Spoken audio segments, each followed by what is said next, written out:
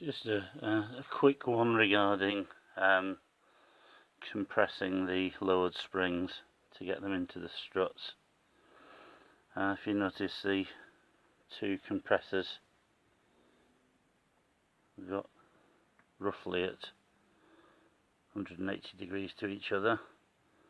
I've not had to clamp them all the way down. If you notice, there's quite a bit of gap still there. If you look in the top, there's more than enough thread there to be able to get the cap done up.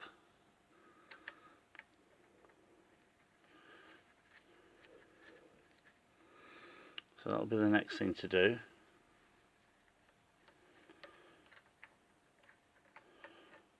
And even when the